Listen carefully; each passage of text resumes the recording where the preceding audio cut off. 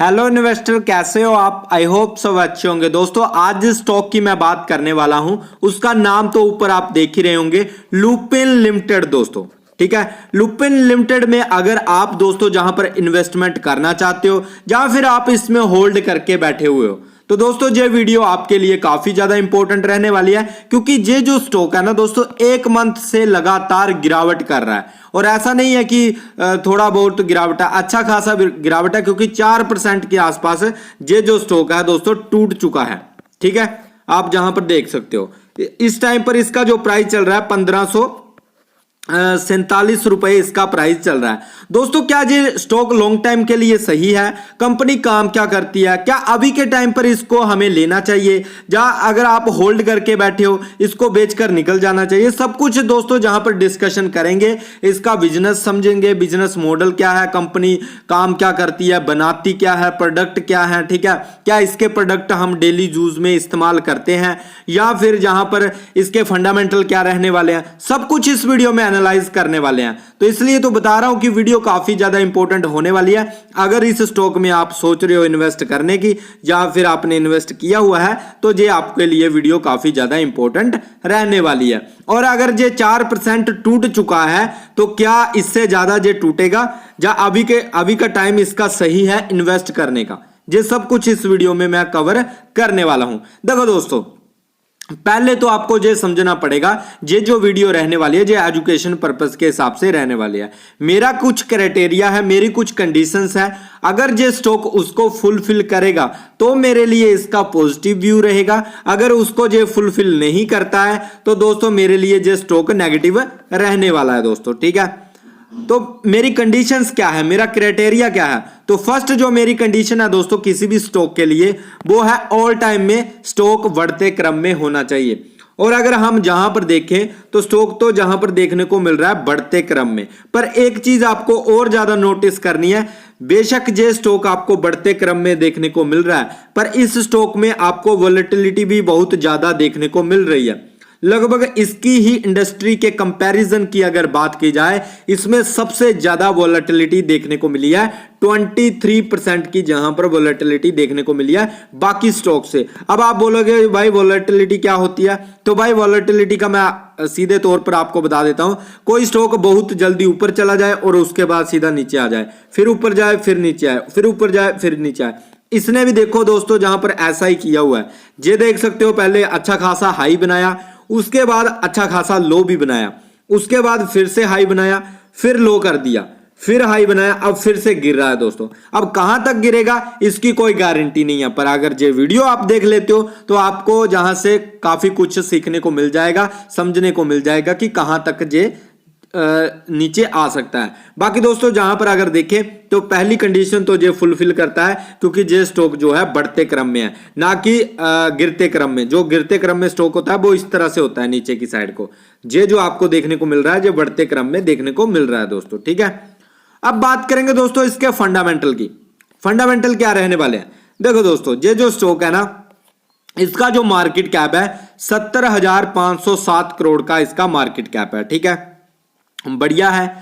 PE ratio की बात करें बहुत ज्यादा है दोस्तों, पीई रेशियो बहुत ज्यादा है। हमें जो पीई रेशियो चाहिए वो 20 से नीचे का चाहिए। अभी के टाइम पर जो इस स्टॉक का पीई कितना चल रहा है? 39। मतलब ये स्टॉक दोस्तों वैल्यूएशन इसकी हाई है, ओवर वैल्यूड ये स्टॉक चल रहा है। ठीक है, मतलब अभी के टाइम पर भी ये स्टॉक सस्ता नहीं है दोस्तों। ठीक है, पीबी रेशियो की बात करें तो पीबी रेशियो भी 5 से ऊपर का है। हमें कितना चाहिए? 2 से नीचे। मतलब ये दोनों की दोनों कंडीशनें जहां पर खराब चल रही हैं। ठीक है, इंडस्ट्री पीई की बात करें जे भी खराब चल रही है दोस्तों। ठीक है, डेट ऑफ इक्विटी की बात करें तो दोस्तों जे भी खराब चल रही है, क्योंकि जे जो डाटा है अभी रिफ्रेश नहीं हुआ है। जहां पर जो डेट है वो बढ़ चुका है। पहले जो डेट था 29 था, अब जाकर 42% की जहां पर डेट में बढ़ोतरी हुई है। आगे मैं आपको बताने वाला हूं। ठीक है, तो कहीं ना कहीं कंपनी ने कर्ज भी थोड़ा सा ज्यादा लिया है, तो मेरे लिए ये 4 की चारें कंडीशन जो है खराब हो जाती हैं दोस्तों फंडामेंटल में। ठीक है, अब बात करेंगे दोस्तों आरओई की। तो आरओई जहां पर 10% की है। अर्निंग पर शेयर की बात करें तो 39 रुपीज पर शेयर के हिसाब से अपने इन्वेस्टर को कंपनी ने कमा कर दिए हैं दोस्तों। डिविडेंड की बात करें तो डिविडेंड कंपनी ज़्यादा नहीं देती है। और बुक वैल्यू की बात करें तो बुक वैल्यू भी दोस्तों जहां पर 290 की जहां पर 290 की बुक वैल्यू देखने को मिल रही है। मतलब बुक वैल्यू का मतलब क्या है कि कल को कंपनी का दिवालिया निकल जाता है, कंपनी बंद हो जाती है, जब रातों रात कहीं भाग जाती है, तो अगर आपने अभी के टाइम पर शेयर 1547 रुपए का खरीदा होगा, तो अगर ये कंपनी भाग जाती है तो उसके बदले में आपको जो शेयर मिलेगा 290 पर शेयर के हिसाब से पैसे वापस आएंगे, बाकी कुछ नहीं मिलने वाला। ठीक है, तो ये होता है बुक वैल्यू का हिसाब दोस्तों। ठीक है, फेस वैल्यू की बात करें तो 2 की फेस वैल्यू है, तो कल को कंपनी बोनस शेयर भी दे सकती है, कल को कंपनी आपको स्प्लिट का भी ऑप्शन जहां पर आ सकता है। ठीक है, तो ये कुछ सिचुएशंस बन सकती है जब किसी भी स्टॉक में फेस वैल्यू 2 की होती है, 3 की होती है, 4 की होती है, वो अच्छी मानी जाती है। अगर किसी स्टॉक की एक की फेस वैल्यू है तो फिर उसमें कोई भी ऑप्शन नहीं होता स्प्लिट का या बोनस शेयर का, कुछ भी नहीं होता। ठीक है, हाँ 2 की फेस वैल्यू है तो जहां पर बोनस शेयर भी अनाउंस हो सकते हैं, तो ये कुछ एडवांटेज इसका रहता है दोस्तों। ठीक है, देखो जहां पर अगर फंडामेंटल की बात करें, पीई रेशियो बेशक ज्यादा है, पर अगर कंपनी का बिजनेस आता है अच्छा है तो उसकी पीई रेशियो ज्यादा ही रहेगी। पर दोस्तों जहां पर पीबी रेशियो भी ज्यादा है थोड़ा सा, तो कहीं ना कहीं फंडामेंटल में दिक्कत आ रही है। बाकी दोस्तों हम फाइनेंशियल कंडीशन को देख लेते हैं। ईयरली में बात करें तो जहां पर रेवेन्यू में ग्रोथ कम हुई है दोस्तों, ज्यादा कुछ बढ़ोतरी जहां पर देखने को नहीं मिली है। प्रॉफिट की बात करें, प्रॉफिट भी दोस्तों ईयरली की अगर बात करें, ईयरली में प्रॉफिट थोड़ा सा बढ़ा है दोस्तों। ठीक है, बाकी पहले जो प्रॉफिट था नेगेटिव में चल रहा था 2022 में, अब जो है 23 में प्रॉफिट अच्छा हुआ है और 24 में भी थोड़ा सा अच्छा करने की कोशिश की जा रही है। नेटवर्थ की बात करें, नेटवर्थ दोस्तों कम हुआ है मार्केट का। ठीक है, तो ये भी एक सोचने लायक बात है, क्योंकि फाइनेंशियल कंडीशन भी मुझे कहीं ना कहीं खराब कंपनी की लग रही है दोस्तों। ठीक है, ईयरली में बात करें तो कंपनी के खर्चे और एक्सपेंसेस देख लो भाई, कुछ भी डिफरेंस नहीं है। और ये सबसे माइनस पॉइंट मुझे किसी भी स्टॉक में लगता है दोस्तों, रेवेन्यू जितना रेवेन्यू हो रहा है उतना खर्चा हो रहा है भाई। देखो आप खुद देखो, 16,792 करोड़ का जहां पर जो है रेवेन्यू हुआ है, और जहां पर देखो अगर हम बात करें एक्सपेंसेस की, तो एक्सपेंसेस देखो खर्चे कितने हुए हैं, 16,076 करोड़ के जहां पर खर्चे हो चुके हैं। नेट प्रॉफिट निकल कर आया है 447 करोड़ का, उसमें भी अभी कुछ कट भी होगा। तो कहीं ना कहीं दोस्तों एक्सपेंसेस कम होने चाहिए। अगर जैसे जे 16,000 रेवेन्यू है तो खर्चे लगभग आपके 10,000 होते तो वो अच्छा होता, 10,000 करोड़ होते, 5,000 करोड़ होते, 7,000 करोड़ होते, वो अच्छा माना जाता है। ठीक है, तो कहीं ना कहीं मुझे जहां भी जो है थोड़ा सा नेगेटिव पॉइंट जरूर लगा है।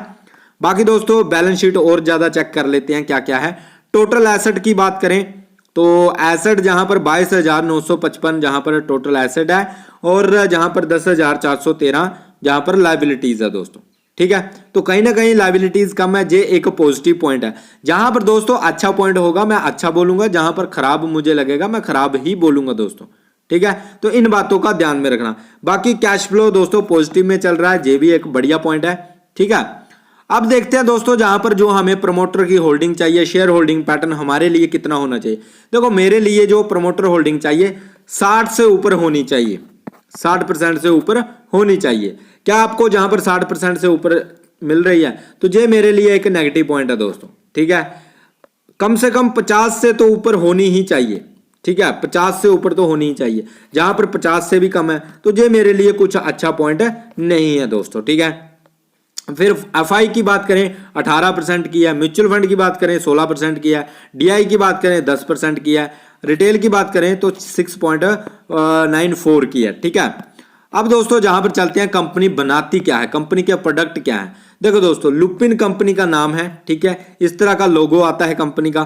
ठीक है, कंपनी ये काम करती है भाई, देख लो आप, ये जो टैबलेट वगैरह मेडिसिन वगैरह क्षेत्र में काम करती है भाई, देख लो आप, ये सब प्रोडक्ट कंपनी बनाती है। ठीक है, ये देख सकते हो पैरासिटामोल जो आप खाते हो, ठीक है, ये भी कंपनी बनाती है। ठीक है, लुपिन, ये देख सकते हो आप, नीचे इसका लोगो भी लगा हुआ है, आप जहां से भी आप देख सकते हो। ठीक है, तो यही कंपनी बनाती है। तो बिजनेस मॉडल तो मुझे कहीं ना कहीं काफी अच्छा लग रहा है दोस्तों, जहां पर अगर इम्यूनिटी सिस्टम देखा जाए, इम्यूनिटी के प्रोडक्ट भी बनाती है। ठीक है, फिर अगर बात करें कैप्सूल, जे वाले कैप्सूल भी कंपनी जो बनाती है। ठीक है, ध्यान में रखना। तो ये कुछ प्रोडक्ट है, आई होप आपको पता चल गया होगा कि कंपनी किस क्षेत्र में काम कर रही है और कंपनी क्या क्या प्रोडक्ट बनाती है दोस्तों, ठीक है। लुपिन लिमिटेड की अगर बात करें तो इसकी इंट्रिंसिक वैल्यू कितनी है भाई, इंट्रिंसिक वैल्यू की बात करें तो 303 की है, मतलब हाई वैल्यूएशन का शेयर है भाई अभी, मतलब ओवर वैल्यूड जो स्टॉक है, अंडर वैल्यूड नहीं है, मतलब अभी भी जो स्टॉक काफी ज्यादा महंगा है दोस्तों। 303 रुपए इसकी एक्चुअल में वैल्यू होनी चाहिए या 500 के आसपास होनी चाहिए, जो अभी आपको मिल रहा है 1500 रुपए का, ठीक है। तो काफी ज्यादा ओवर वैल्यूड है, तो इसलिए कहीं ना कहीं मुझे दिक्कत जरूर नजर आ रही है। बाकी बात करें पित्रोस्की स्कोर की, वो भी दोस्तों कम नजर आ रहा है। मुझे जो पित्रोस्की स्कोर चाहिए, जो मेरी कंडीशंस कहती है 6, 7, 8 और 9 इतना होना चाहिए पित्रोस्की स्कोर। ये जो पित्रोस्की स्कोर है 5 का है। लॉन्ग टाइम के लिए अगर आप सोच रहे हो ना, बहुत 5 साल 10 साल के लिए, तब आप इन्वेस्टमेंट के लिए सोच सकते हो दोस्तों। कहीं ना कहीं 5 का पित्रोस्की स्कोर, 303 की इंटरेस्टिंग वैल्यू कहीं ना कहीं मुझे जरूर दिक्कत में लेकर आ रही है दोस्तों। हालांकि ग्राम नंबर अच्छा है, ग्राम नंबर 507 के आसपास का जहां पर देखने को मिल रहा है दोस्तों, ठीक है। कैश फ्लो पॉजिटिव है, ये भी एक अच्छा पॉइंट है। फिर जहां पर देख सकते हो आप परफॉर्मेंस एवरेज है, वैल्यूएशन हाई है दोस्तों, ये कहीं ना कहीं डिसएडवांटेज है। ग्रोथ जहां पर लो देखने को मिल रही है, प्रॉफिटेबिलिटी की बात करें हाई देखने को मिल रही है। एंट्री पॉइंट गुड नहीं है, एवरेज है भाई, तो देख लेना, ठीक है। तो उतना बेस्ट भी नहीं है अभी के टाइम पर इसमें इन्वेस्ट करना। रेड फ्लैग लो है दोस्तों, जो कि बढ़िया बात है। ये देख लो भाई, ये काफी कम हुआ है भाई, 20% से 12% के आसपास आ चुका है दोस्तों, ठीक है। और ये भी एक नेगेटिव पॉइंट है बहुत बड़ा। और अगर lower than industry net income की बात करें तो ये भी दोस्तों काफी ज्यादा कम हुई है, 10 से सीधा ही दोस्तों जहां पर 0.73 आ चुकी है दोस्तों। ये भी काफी मुझे गिरावट नजर में आई है। जहां पर डेट की बात करें, पहले 29 था, अब 43 पहुंच चुका है, तो कहीं ना कहीं कंपनी ने कर्ज लेना भी स्टार्ट कर दिया है, ठीक है। लोअर देन इंडस्ट्री रेशियो, तो कहीं ना कहीं दोस्तों मुझे ना इसके बहुत कमियां देखने को मिल रही हैं इस स्टॉक में, ठीक है। हालांकि एफआई ने जहां पर अच्छी खासी खरीदारी की है, अगर आप एफआई का डाटा देखें तो एफआई खरीद रहा है माल, ठीक है। और अगर मैं डीआई की बात करूं तो डीआई ने बेचा है भाई, ठीक है, डोमेस्टिक इंस्टीट्यूशन ने बेचा है और एफआई फॉरेनर इंस्टीट्यूशन ने जहां पर खरीदा है दोस्तों, ठीक है। म्यूचुअल फंड ने भी जहां पर होल्डिंग को कम किया है दोस्तों, ठीक है। और अगर प्रमोटर की बात करें तो प्रमोटर की तो लगभग सेम टू सेम बनी हुई है, ठीक है। और अगर बात करें रिटेल की तो रिटेल भी इस स्टॉक से निकल रहा है दोस्तों, ठीक है। पहले जो 10% की होल्डिंग रिटेल की रहती थी, अब 6.94 की होल्डिंग रह चुकी है, मतलब 7% के आसपास की होल्डिंग बची है रिटेल की दोस्तों, ठीक है। और म्यूचुअल फंड भी जहां पर अपनी होल्डिंग को निकाल रहा है, ठीक है, उनका वेटेज आप देख सकते हो किस किस म्यूचुअल फंड में कितना इन्वेस्टमेंट रहता है। एचडीएफसी बैलेंस एडवांटेज फंड, इसमें 1.18 का जहां पर वेटेज है, जो कि कम किया जा रहा है अब, ठीक है ना। तो म्यूचुअल फंड भी होल्डिंग को बेचकर निकल रहे हैं दोस्तों इस स्टॉक से, ठीक है। फिर डिविडेंड की बात करें, क्या जो स्टॉक डिविडेंड देता है दोस्तों, तो देखो 4 रुपए दिया था 2023 में पर शेयर, फिर 22 में भी पर शेयर 4 रुपए दिया था, 6 रुपए जुलाई में दिया था, 6 रुपए, मतलब ज्यादा कुछ डिविडेंड देता नहीं है। 1500 शेयर पर 4-5 रुपए डिविडेंड दे रहा है, ये आप ध्यान में रखना। अब दोस्तों जहां पर करना क्या है, क्या इस स्टॉक को लेना चाहिए, देखो आप वोलेटिलिटी को अगर झेल सकते हो तब तो आप इन्वेस्टमेंट अभी के टाइम पर कर सकते हो, वो आपकी रिसर्च होनी चाहिए, ठीक है। और अगर आप वोलेटिलिटी को नहीं सहन कर सकते तो भाई ऐसा ही इसका रहेगा चक्कर, तो ऊपर नीचे जो जरूर जाएगा। बाकी जहां पर देखें तो अभी के टाइम पर तो अच्छा खासा रेसिस्टेंस पर है, अगर जहां से रेसिस्टेंस तोड़ता है तो अपने ऑल टाइम हाई को जरूर अचीव करेगा दोस्तों, ठीक है, जो कि इसका ऑल टाइम हाई 2000 के आसपास रहने वाला है। और अगर ये रेसिस्टेंस से नीचे गिरता है तो फर्स्ट रेसिस्टेंस इसका रहेगा दोस्तों 1200 रुपए का, ठीक है, फर्स्ट रेसिस्टेंस। और सॉरी गाइस, फर्स्ट सपोर्ट जो रहेगा 1200 रुपए का रहेगा, और उसके बाद जो सपोर्ट रहेगा 1100 और 1000 रुपए के आसपास ये स्टॉक आ सकता है दोस्तों। अगर हम डे की बात करें गिरावट चल रही है, मंथ की बात करें गिरावट चल रही है, ईयरली में जहां पर गिरावट का मूड बना हुआ है दोस्तों, ठीक है। तो अगर हम ईयरली की बात करें तो कहीं ना कहीं जो स्टॉक है इस पोजीशन तक आ सकता है दोस्तों, ठीक है।